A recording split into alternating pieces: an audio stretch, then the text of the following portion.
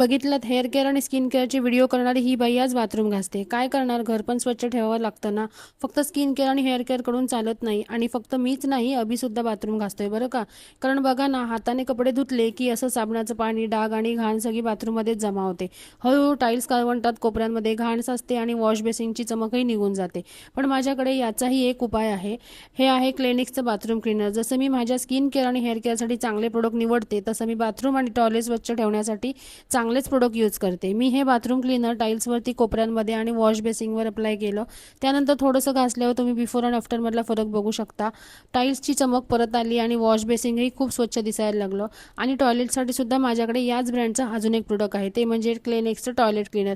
मी हे टॉयलेट बाथरूममध्ये अप्लाय केलं, त्यानंतर काही मिनिटांनी क्लीन केलं. त्यामुळे टॉयलेट स्वच्छ, फ्रेश आणि चमकदार दिसायला मदत झाली.